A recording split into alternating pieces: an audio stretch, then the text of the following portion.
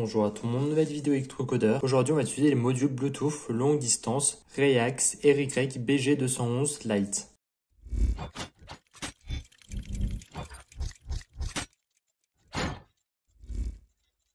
Avec ces petits modules, on va pouvoir communiquer en Bluetooth avec des cartes de développement telles que l'Arduino par exemple. Donc dans cette vidéo, on va voir comment les brancher, comment les utiliser et on fera aussi un petit test pour voir jusqu'à combien de mètres ça peut fonctionner. Cette vidéo est sponsorisée par Reax Technologies et je les remercie car c'est grâce à eux aujourd'hui que j'ai pu réaliser cette vidéo. Ils m'ont envoyé gratuitement les modules Bluetooth RY BG211 Lite, ainsi qu'un petit convertisseur USB vers série, ce qui va nous permettre d'ici quelques instants de préparer notre module Bluetooth. Donc sur le site de Reax, vous avez différentes catégories. Ils font de plus en plus de composants. Ils font des modules NFC, Wi-Fi, Bluetooth, LoRa, comme ceux que je vous avais présentés il y a quelques temps sur ma chaîne. Ils font énormément de choses encore. Et donc aujourd'hui dans cette vidéo, je vais vous présenter un de leurs modules Bluetooth. Comme toujours, je vous mettrai le lien dans la description que vous aussi vous puissiez voir les composants et outils qu'ils nous proposent.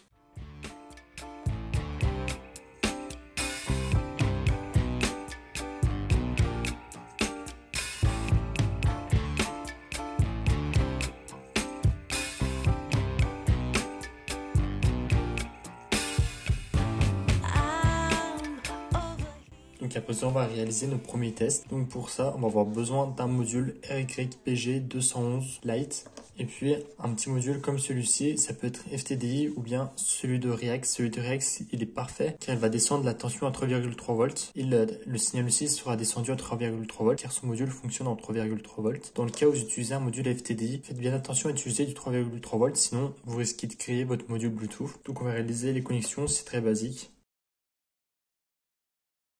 Donc il faut faire attention et bien regarder qu'on a bien sélectionné le 3,3 volts et pas le 5 si on veut éviter de créer notre module. Le ground, on le connecte au ground. Le plus, on le connecte au 3,3 volts. La pin RX de notre module Bluetooth, on le connecte sur la pin TX de notre convertisseur USB et la pin TX de notre module Bluetooth sur la pin RX de notre convertisseur USB. Et donc voilà, c'est très basique. Maintenant, on va pouvoir connecter à l'ordinateur et directement sur le port série pour pouvoir vérifier certaines commandes. Donc avant de se lancer bêtement et peut-être faire des erreurs, on va regarder d'abord la description sur le site de Reax concernant le module Bluetooth que je vais vous présenter. Donc on voit la description du module. On voit qu'avec les commandes AT, on va pouvoir communiquer et le paramétrer selon notre besoin. Donc on a quelques spécifications ici. Ici on vient dans Download, on va avoir des fichiers qui peuvent nous intéresser, tels que le datasheet, mais aussi les commandes AT à envoyer pour pouvoir l'utiliser. Donc si on regarde le datasheet assez rapidement, on a beaucoup d'informations importantes telles que les spécifications. Typiquement, il faudrait lui envoyer du 3,3 volts. On voit à quelle fréquence il fonctionne, le baud rate qu'il va falloir sélectionner. On voit la taille du module. Et si on vient ensuite dans AT commandes, ils disent que ces commandes, c'est pour les RYBG211 ou 210. Donc ici, on a certaines informations. Ça va nous servir plus tard au moment où on va essayer de se connecter de notre smartphone au module Bluetooth. Et donc là, on va tester notre module assez rapidement, directement depuis le logiciel Arduino IDE. On va pouvoir paramétrer notre module Bluetooth. Donc pour ça, vous ne changez pas la carte, vous faites rien du tout. Vous laissez comme c'est. Et vous venez dans port et vous sélectionnez le port sur lequel est connecté votre convertisseur série. Ensuite, vous ouvrez votre moniteur série et vous voyez ici que vous soyez bien sur les deux NL et CR. Donc, ce qui signifie nouvelle ligne, retour chariot, ce qui va nous permettre d'envoyer les commandes sans avoir de bug. Sinon, il faudrait qu'à la fin de chaque commande, un /R et puis un /N. Mais pour éviter ça, justement, on va laisser sur ce paramètre-là, il n'y aura pas de souci. Donc, on fait entrée et on voit OK. Donc, ça veut dire qu'il n'y a pas de souci. AT plus reset. Et donc là, ça a fait un petit software reset. Quel est son baud rate actuellement? Et si on veut, on peut même le changer. On fait AT plus IPR, point d'interrogation pour lui demander justement. Et il nous dit 9600. Nous, on va le laisser sur 9600. Il n'y aura pas de souci. On peut lui demander son adresse MAC. On peut lui demander son nom. Donc, nous ici, lorsqu'on va effectuer la recherche, on va voir RYBG221X. Ensuite, dans le champ, si on écrit AT plus CNE, point d'interrogation, on va voir 1, ce qui signifie qu'on pourra se connecter sur ce module Bluetooth. Si on modifie et qu'on le met à 0, donc on pourra plus se connecter en Bluetooth sur ce module. Le mieux, c'est de le laisser sur 1 pour ne pas avoir de soucis. On peut aussi faire un AT plus scan. Il va chercher des différents modules sur lesquels il peut se connecter, mais ici, donc, il n'en trouvera aucun actuellement. C'est ce qu'il marque, found 0. Et donc sur le document qu'il nous donne, si on a des erreurs qui s'affichent, on peut savoir pourquoi cette erreur justement s'affiche. Si on essaierait de faire une commande qui n'existe pas, on se retrouverait avec l'erreur 4, avec les différentes informations qu'on a ici. on peut paramétrer le module Bluetooth comme on va pouvoir l'utiliser par la suite. Nous, dans le cas, les paramètres par défaut sont très bien et on va les laisser. À présent, on va pouvoir passer à la connexion avec l'Arduino. Donc à présent que notre module Bluetooth a été réglé correctement et qu'on sait que les paramètres sont bons, on va pouvoir le connecter à notre carte Arduino Uno et puis effectuer une communication depuis un smartphone. Donc pour ça, on va connecter notre module. Je vais aussi mettre deux LED. Une qui va nous indiquer comme quoi on reçoit un message et l'autre, ce sera la LED qu'on va allumer à distance au Bluetooth de notre smartphone. Donc pour ça, on va aussi récupérer le GND et le 3,3 volts de notre carte Arduino Uno. Donc il faut bien faire attention à bien récupérer le 3,3 volts. Si on alimente notre module en 5 volts, il va griller. On va connecter la masse de nos LED à la masse. La masse de notre module Bluetooth, on va aussi la connecter à la masse. On va ensuite connecter la pin TX à la pin 10 de notre Arduino Uno. Il ne reste plus que la pin RX, mais la pin RX, il faut qu'on la mette en 3,3 volts aussi. Et donc pour ça, on va devoir passer par des résistances. Donc une résistance de 10 kΩ et une résistance de 4,7 kΩ. Un côté de notre résistance de 10 kΩ, on va la connecter à la masse. Un côté de notre résistance de 4,7 kΩ, on va la connecter à la pin 11, donc à la pin TX. Et puis l'endroit où nos deux résistances sont communes, l'endroit où elles sont reliées, on va les connecter sur le RX, notre module Bluetooth. Il ne reste plus qu'à relier à présent les deux LED.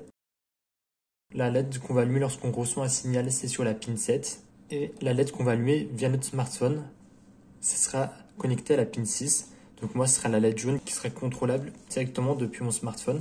Donc maintenant qu'on a réalisé le câblage, bien sûr, comme toujours disponible sur mon GitHub, tout comme le programme, à présent, on va pouvoir passer au programme. Donc on est à présent dans le programme.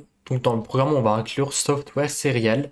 Ensuite, la pin RX, ce sera la pin 10. Et la pin TX qui est 11, elle sera connectée au RX qui se trouve sur notre module Bluetooth. On va créer une variable dataIn qui va stocker les caractères qu'on reçoit. Et puis les deux LED, ensuite on initialise MySerial en tant qu'objet qui serait connecté à Software Serial. On initialise le RX et le TX en entrée et en sortie. Nos deux LED, on les initialise en sortie. Communication série pour notre module Bluetooth. Et puis notre port série pour afficher des informations dessus. Et dans le while loop, si on reçoit des informations, dans ce cas-là, on affiche communication OK. Notre variable dataIn, dedans, on va stocker les informations qu'on reçoit du port série en tant que caractère. On va afficher ces informations-là et on va allumer la LED de communication. Au début, j'avais laissé un petit délai, mais je trouve que ça ralentissait le programme, donc je l'ai commenté. Si vous voulez, vous pouvez le rajouter si ça vous dérange. Et sinon, on reçoit aucune information. Dans ce cas-là, on affiche pas de communication et la LED de communication est éteinte. Et ensuite, dans le cas où on reçoit le caractère petit a, dans ce cas-là, on va allumer est éteinte. Dans ce cas-là, on l'allume. Et si elle est allumée, on l'éteint. Et donc, ça permet, en envoyant le caractère A sur notre smartphone, d'allumer et d'éteindre à distance cette LED. Donc, on va sélectionner la bonne carte. Moi, dans mon cas, Arduino Uno et le bon port. Moi, ici, c'est ACM0. On peut faire téléverser. Et donc, maintenant que le programme est téléversé, il ne nous reste plus que de réaliser le test. Donc, maintenant que tout est prêt, on va configurer l'application. Et moi, comme application, j'ai choisi Serial Bluetooth Terminal, qu'on peut retrouver sur le Play Store notamment. On va activer le Bluetooth de notre smartphone. On va aller sur l'application Serial Bluetooth Terminal, sur les trois lignes en haut à gauche. On va aller dans Device, on va faire Scan. Et là, on voit RYBG21X. On va faire Edit. Et ici, on va mettre Custom. Et donc ici, on va se référer aux informations qui nous sont données dans le document que je vous ai présenté tout à l'heure. Donc ici, pour le service UUID, on va mettre 48, 80 et tout ce qui suit par la suite. Write and Notification UUID, on va mettre FEC 26 et ainsi de suite. Et donc on n'aura pas d'autre choix de toute manière. On fait valider. On se connecte à notre RYBG21X. On est connecté et donc à présent, si j'envoie la commande A, on va voir notre LED qui s'allume. Donc là on voit la LED allumée. Si je renvoie la commande A, elle va s'éteindre. Cette fois-ci elle s'allume et ainsi de suite. Donc maintenant que notre application est paramétrée, que notre module marche, on sait, on vient de voir que ça fonctionne. Il ne reste plus qu'à faire le test et à voir la distance que nous on peut avoir avec ce module. Ok, là c'est lancé. Je me connecte.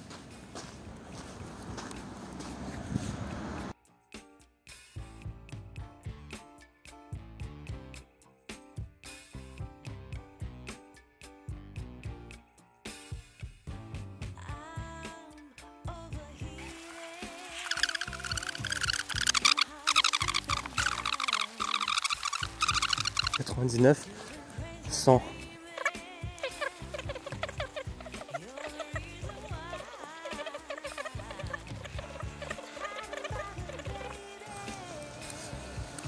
151, 152, 153, 154, 155, 156, 157, 158.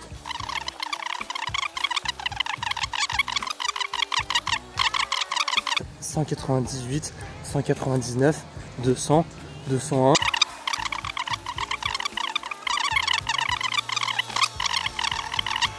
550. Donc moi, dans le test que j'ai réalisé dans un terrain ouvert, j'ai réussi à trouver environ 160 mètres, ce qui est très correct. Donc le module remplit ses attentes. On arrive à communiquer sur une distance beaucoup plus grande qu'un Bluetooth normal. Donc ce module, c'est une réussite et je vous le conseille. Donc j'espère que cette vidéo vous a plu. Si c'est le cas, alors vous pouvez vous abonner, liker, partager et commenter. C'était Electrocodeur. Ciao!